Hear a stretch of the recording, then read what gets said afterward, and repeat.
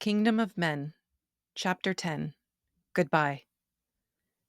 Nikolat bit the inside of his cheek, standing in his father's study.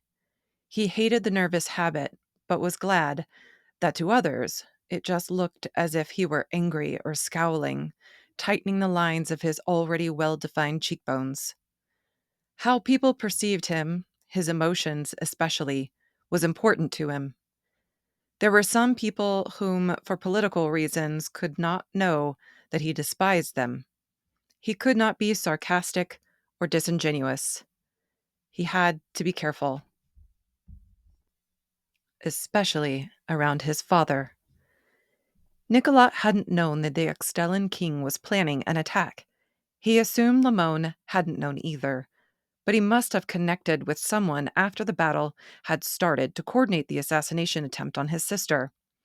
At least, since he hadn't been involved in this instance, he didn't have to try and conceal a lie. The longer he stood there watching his father as he yelled at Lamon and listening to him speaking sternly to his sister and KaLeah, the more he realized that his father wouldn't doubt his loyalty.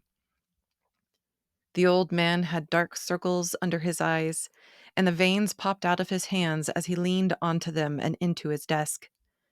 The old king waited for the girls to leave the room, and then he wiped beads of sweat off his forehead with the sleeves of his uniform.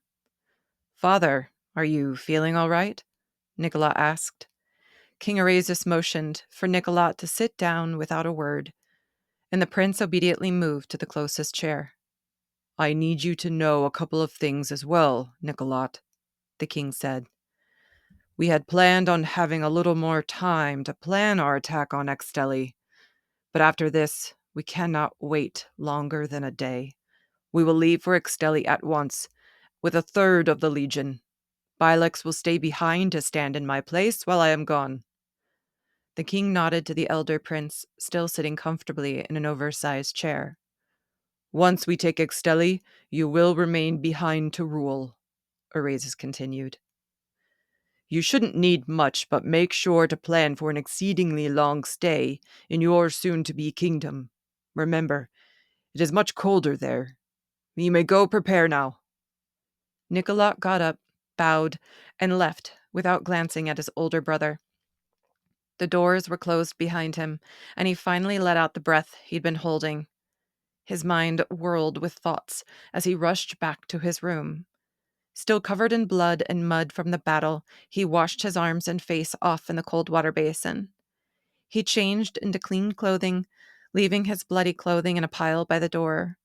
A cold drink was next.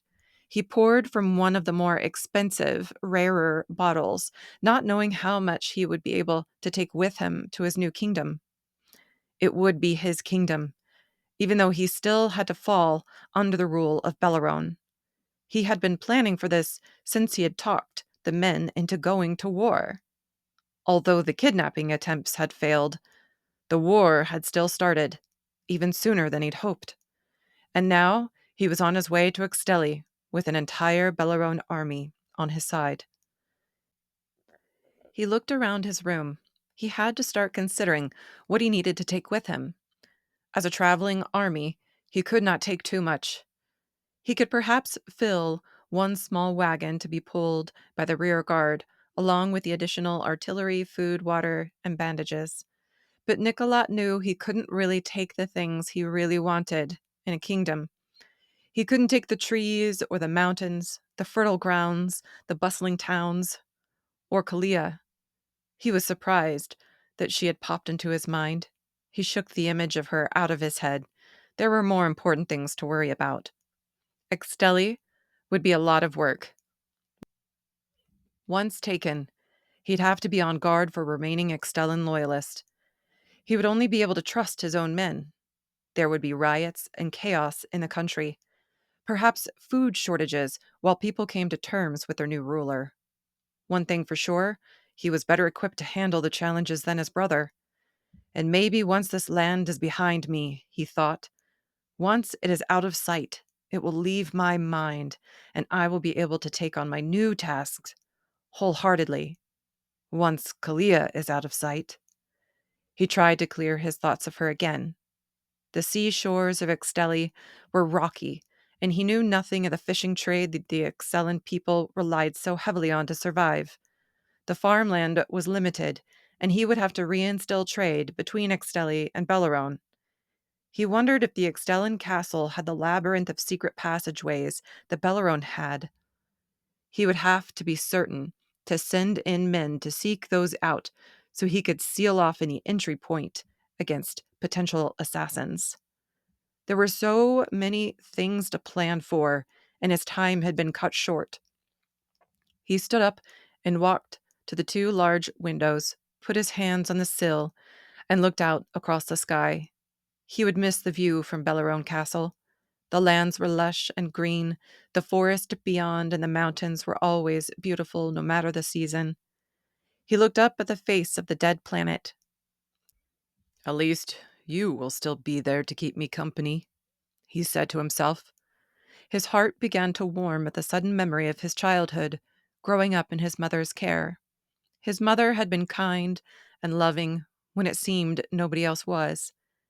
He could see the familiar look of love in KaLeah's eyes, but she was fiery and challenging, which enticed him. For a second, he allowed a feeling like guilt to creep up for the way he had treated her. In the ballroom, her lips had been as smooth as silk, and her body under his fingers.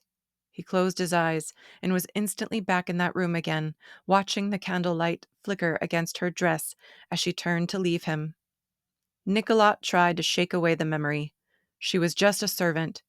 Nikolat would be the king of Exteli soon, and someday he would return to Belleroen to take the throne from his brother, once his father was safely beside his mother in the ground. He opened his eyes and stared out across the land. "I will return to rule Belleroen one day," he promised. "I will transform Exteli and then take Belleroen, uniting the kingdoms under my rule. You'll be proud of me, Mother." He began packing for the journey to this new life, pausing only to eat dinner delivered up from the kitchen. He knew he could have ordered a servant to pack for him, but he wanted to take the time to choose wisely.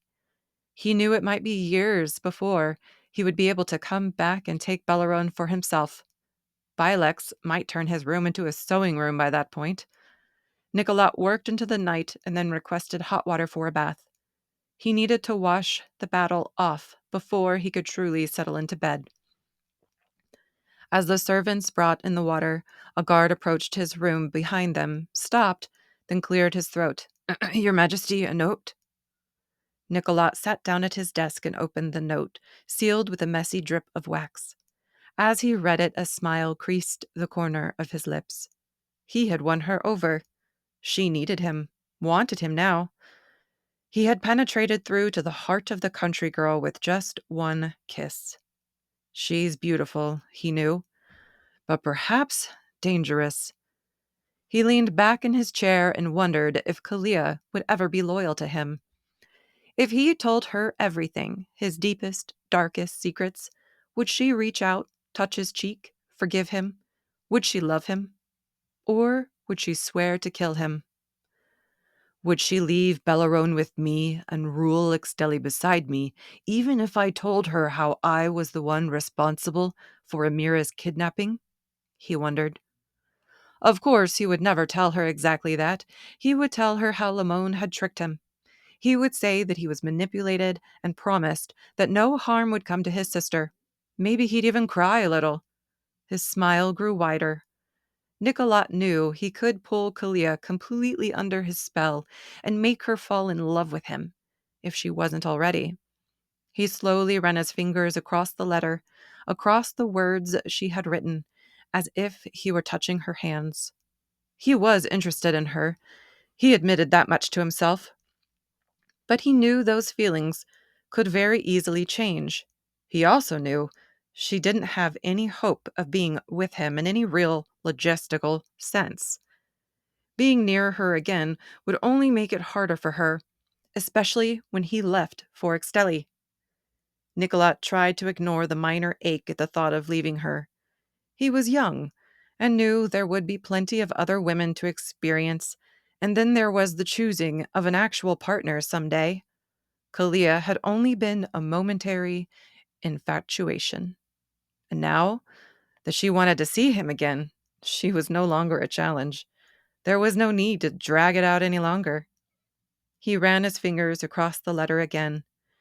He gripped both sides and began to slowly rip the paper. The sound of the fibers pulling and splitting comforted him in a strange way. For some reason, he couldn't bring himself to throw the pieces into the fireplace. Instead, he slid them into a desk drawer. Nikolat kicked off his boots and clothes, then climbed into the bath. The servant girls scampered out of the room with rosy cheeks. He closed his eyes and thought of KaLeah. KaLeah. KaLeah woke late the next morning. She laid in bed and let thoughts of Nikolat drift across her mind. He had saved her out on the battlefield. Even though she had been embarrassed about having to be rescued, she was glad she had seen his face out there.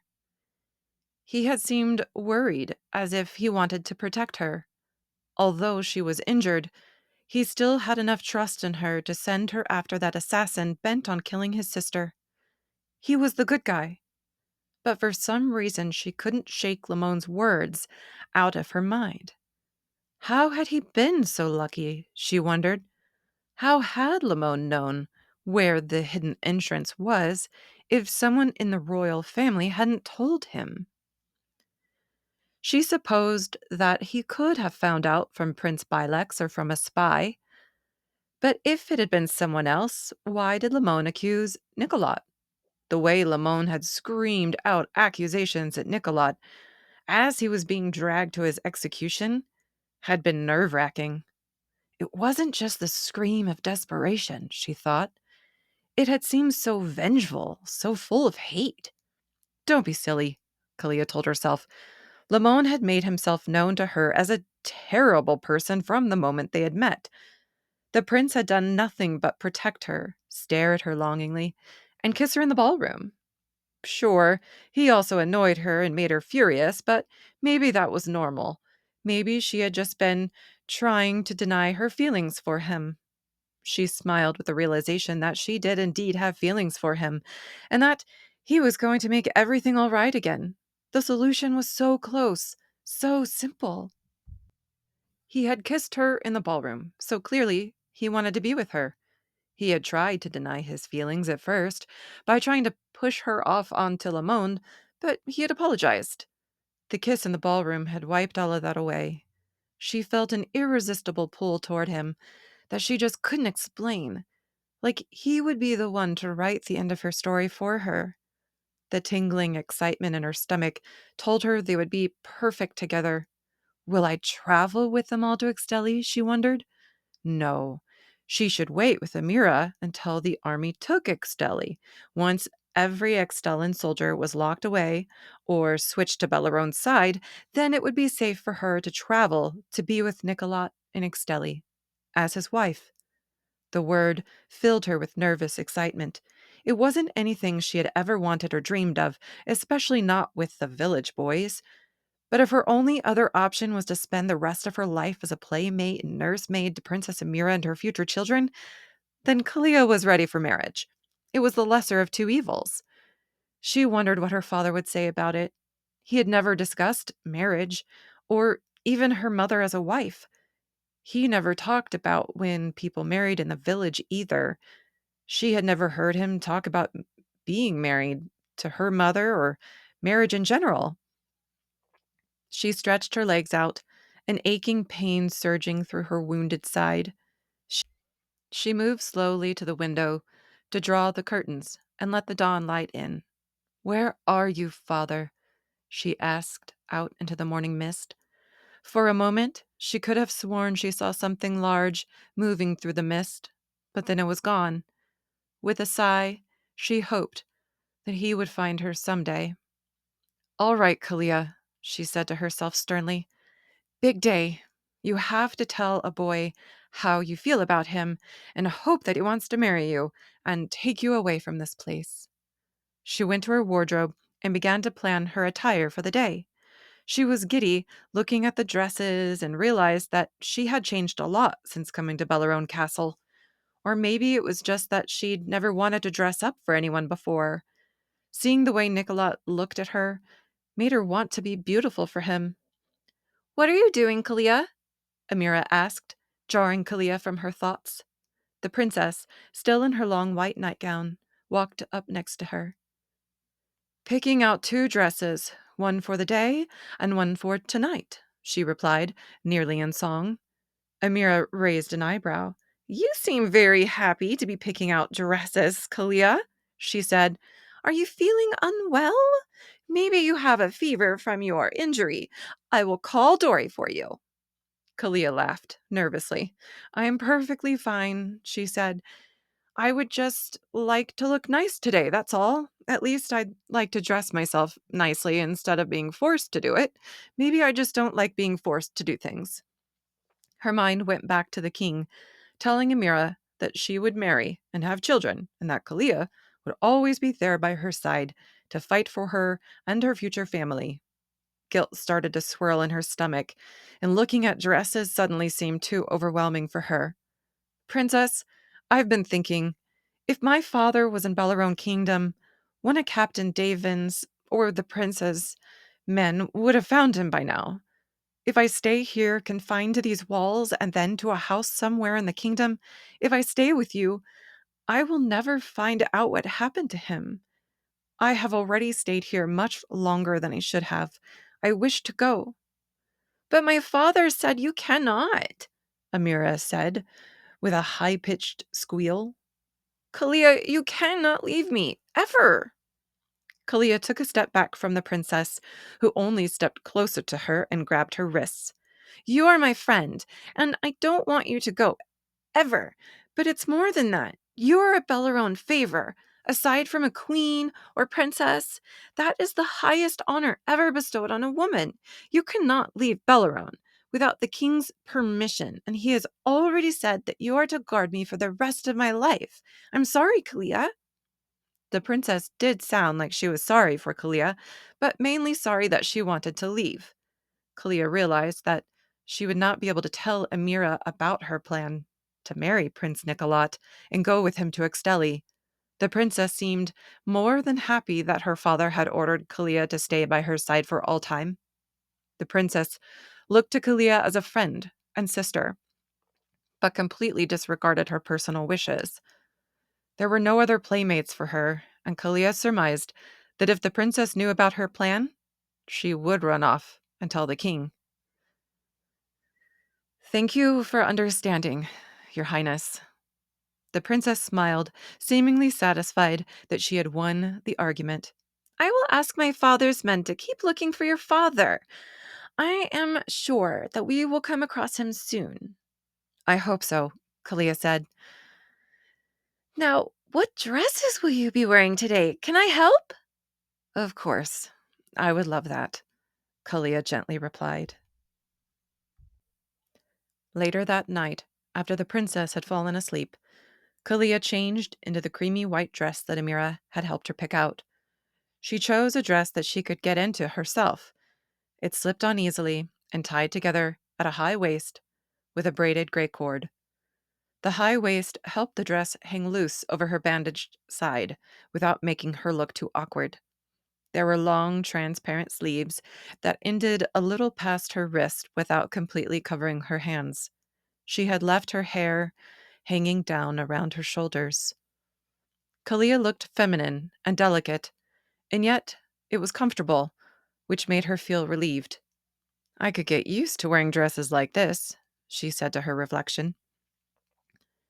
Despite feeling good, she anxiously paced her room, casting glances out at the night as if she could command the moon to move faster across the sky.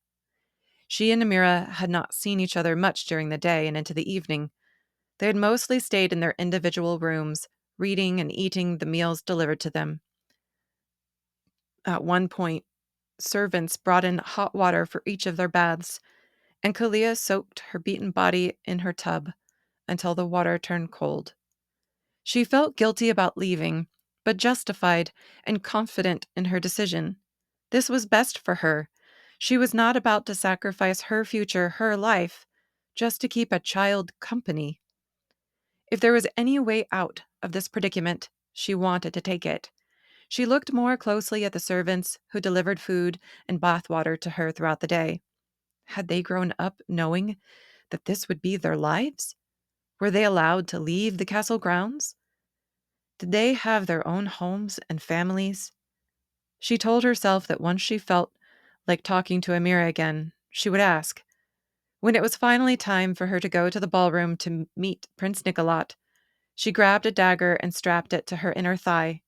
She wanted to remain careful since it was a time of war, after all.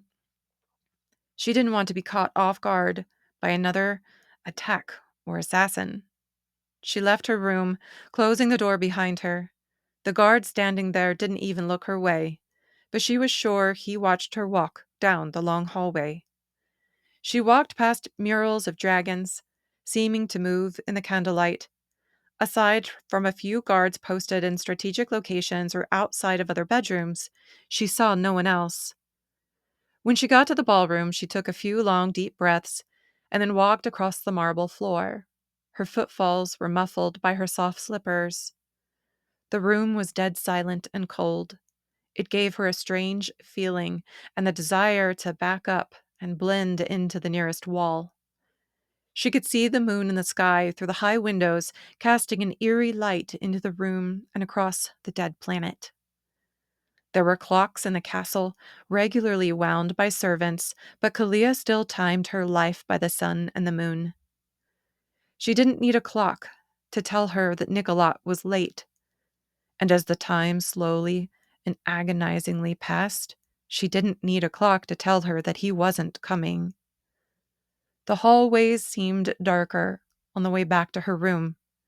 She walked slowly and close to the walls, as close as she could get without catching her clothing on fire from the sconces.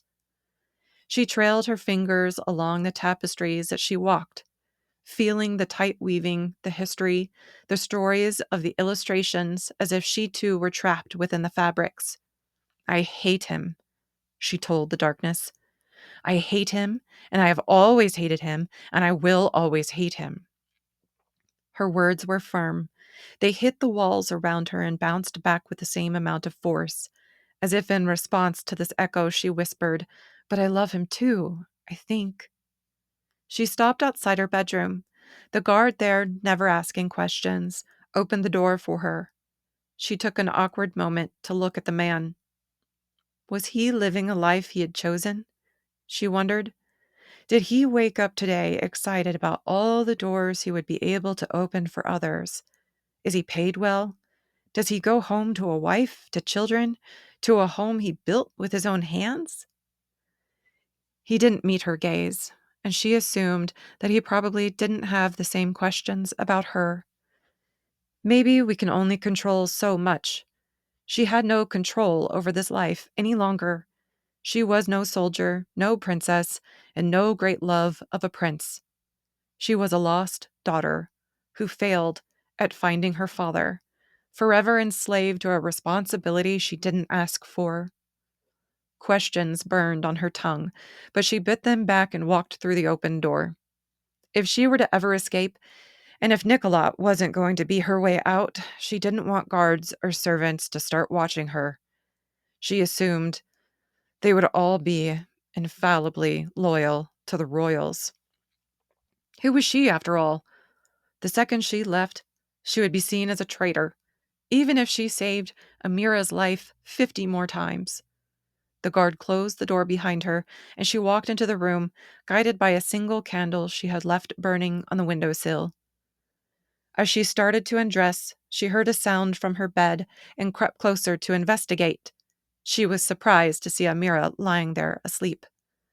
"Amira, wake up," she whispered. She put a hand lightly on the princess's shoulder and squeezed her gently. Amira stirred, opened her eyes, and blinked up at KaLeah. "What are you doing here?" KaLeah asked kindly. "I was looking for you. Where did you go?" Amira sleepily replied. "I was scared and you weren't here." KaLeah sat down, and her eyes involuntarily began to water. She assumed it was due to her being exhausted.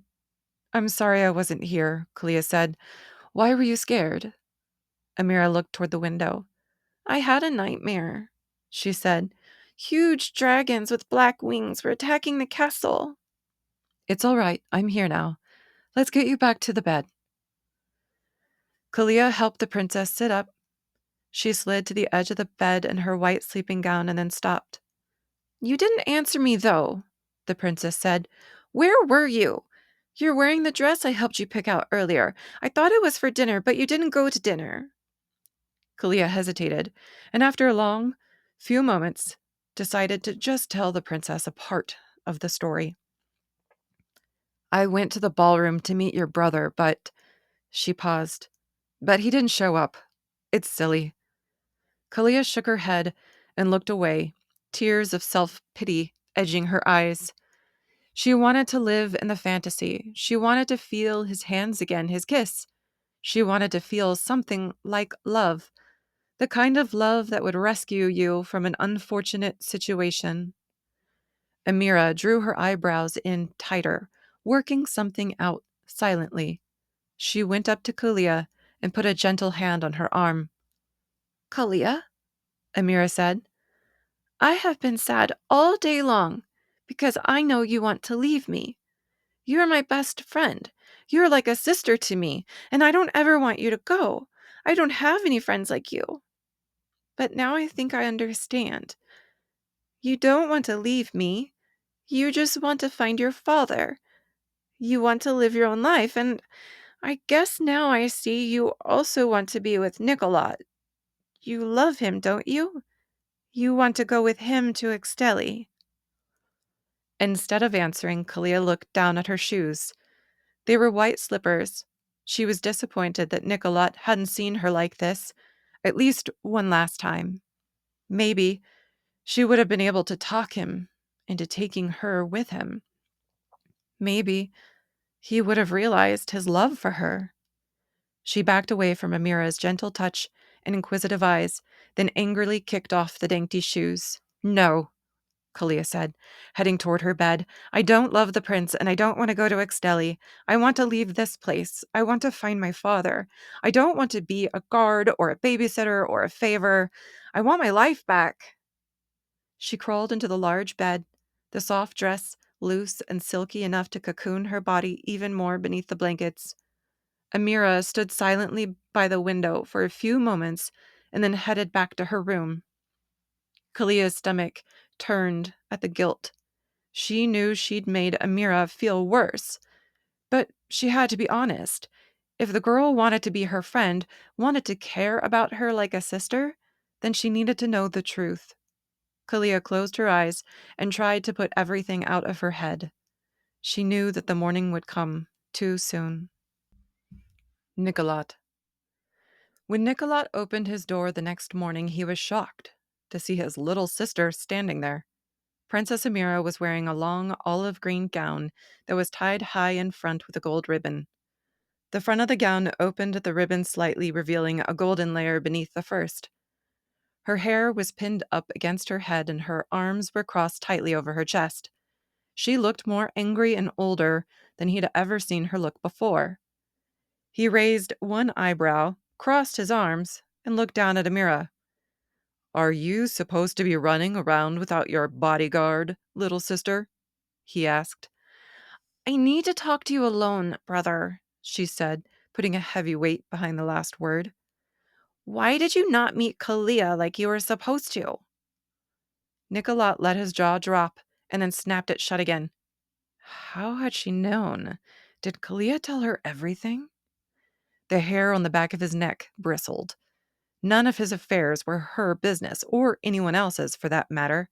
He uncrossed his arms and grabbed hold of the open door. "You are too young to understand," he said. "Now go on to breakfast and leave me alone." "No," she said, her voice rising in pitch. She pushed past him and into his room. "You have hurt my friend, and I demand that you apologize," Amira ordered. "KaLeah is beautiful and wonderful and kind. She loves you, and you love her. Even though I don't want to see her go, I think You should take her with you to Exteli. Then you can marry her, and we can be sisters." Nikolat shot his fist out and hit the nearest wall. "Silence!" he yelled. Suddenly, the room was spinning. Love? What was his sister going on about? Take her with him? The idea almost made him laugh. KaLeah was beautiful, breathtaking at times, and a torture, but a torture he could bear. Amira looked scared, her initial bravery wearing off, and Nikolat felt a little remorseful. "She's just a child," he told himself. "She is just living out a little fantasy of hers, and he shouldn't be angry. She is cooped up in a castle all day, every day, and has no sense of reality." He unclenched his fist and put a gentler tone into his voice. "It is time for you to leave, Amira," he said. "I am packing to leave for Exteli with father today. I don't have time for this, for you or her." But Amira wasn't ready to leave. "Today? So soon? I didn't know. Just please tell me why you didn't meet her, and I will go," Amira said cautiously. "Why?" Nikolat began. "Because I am to be a king. Because I am being sent to rule Exteli. Because our futures lie in two different kingdoms. KaLeah must remain here with you as your servant, not your friend. She is not your friend. She will never be my friend. She performs her responsibility following you around like a loyal pet because she is obeying orders. And not obeying orders means death. And one day she will follow you to the country and you'll partner with a man and she'll help you raise your children as she is helping to raise you now." He noticed that his voice went from irritated to defeated. Not wanting his emotions to betray him, he motioned to the door. Amira's eyes began filling with tears. "She is my friend." Nikolat dismissed her as naive and put his hand on her shoulder, steering her out of his room. "I am leaving for Exteli today," he said, with just the slightest hint of remorse. "I have to conquer a kingdom and then transform it alone." "Why not take KaLeah? She can help you. She can fight for you. Please, brother. She loves you, and she's in pain." "Then kill her for all I care," he yelled. "Put her out of her misery." He slammed the door against Amira, against the thought of KaLeah, and against Bellarone. He turned back toward his room and put his hands to his face. He had to believe in his own words. He had to let them sink in. He could not care if KaLeah lived or died. "She's a distraction," he said to no one. "From now on, she's dead to me. I have things to do." KaLeah. Amira returned to KaLeah's room and roused her from sleep. "Nikolat is leaving for Exteli today," Amira said. "What?" she said in a barely audible whisper. She sat up slowly, feeling as if she hadn't slept at all. "I will miss you, but I do understand. If you love him, then you must talk him into letting you go with him to Exteli." "Amira, thank you." KaLeah couldn't believe the girl's change of heart. She clambered out of bed, dizzy but excited. The white dress she'd slept in was wrinkled now. "You look like a dragon chewed you up and spit you out, KaLeah," the princess said. They both looked at the crumpled white dress and frizzy hair, then laughed together. It was a good feeling. "I'm going to miss you too, little princess," KaLeah said, wrapping the girl up in a hug. "Come to the closet. We don't have much time." Amira took KaLeah's hand, and together they pulled together a fresh option to win over the prince's heart. It was another red dress, though not a ball gown like she had worn the first night. It was made more for a casual occasion, and she would be able to travel well in it while still looking feminine. She was starting to like the way she felt in dresses. She said goodbye and then ran down the hallway toward Nikolat's chambers. When she got there, the guards told her that he had gone to collect books from the library. She walked quickly through the long corridors and down flights of stairs to the library near the castle entrance, where she had rescued Amira from the Extellan soldier. She paused, swallowing something acidic back down her throat. Would the princess be all right without her? She wondered. Focus on Nikolat, she told herself as she went into the library. She quietly stalked through the long stacks, a mix of fear and hope causing her heart to beat loudly. There was a heavy, tranquil sense of despair that seemed to be taking up more and more space in her chest as she tried to shove it back down to her gut. She saw his shoes first, black boots covered in intricate lines and curves and other various designs. He was standing on the opposite side of a stack of books. "You're leaving today for Exteli?" she asked. "Yes," Nikolat replied. He began to move to the closest end of the stack toward the back of the library. She watched his boots and moved with him. "I want to go with you," she said. "That's impossible." "No, it isn't," KaLeah argued. "I could easily sneak into the convoy on its way to Exteli. The princess would tell your father that I had left for Arion. I can look out for myself by hiding in the outskirts of Exteli until you've taken over that kingdom."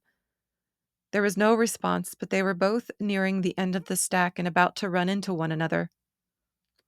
"Or you could just tell your father that you want to take me with you," she said more defiantly. Just around the corner, she thought. She raised her eyes. She heard him take a deep breath as they rounded the end of the stacks and came face to face. There were those eyes, grayish blue in the dimly lit library. He wore all black from head to toe and looked as deadly as he was beautiful. "Favor, KaLeah," he said in a whisper. "Prince?" Why have we never met here before, she wondered. He could take her in his arms here, and no one would see them. "Sounds like you've thought a lot about this." There was no humor in his voice. He seemed to have no emotion, only a curious interest in the girl standing before him. "My father has given his orders. Amira is to solidify a partnership with one of the Favor families when she comes of age, which will be in just a few years. Then you and she will go to the country. You'll help her raise a family." KaLeah crept closer to him. She'd never dared to touch the prince. She'd always waited for him to make moves, to reach out and touch her. To touch royalty without permission was forbidden, disrespectful, and dangerous. But it was more than that. She had never reached out to a boy or a man for comfort, not even her own father. Affection was not something she was used to, but she yearned for it now. She reached out her hand and brought it to his face. His cheek was cold and smooth. She brought her hand down to his neck and shoulder, then straight down across his heart, and stopped there. "Checking for a heartbeat?" he asked. She closed her eyes for a moment and continued to feel his heart beating through her fingertips. She slowly opened her eyes and looked into his in earnest. "I'm checking for more than that," she said. A strange courage began to bubble up, and words came unbidden out of her mouth. "I can feel you, sense you like a dragon on the hunt.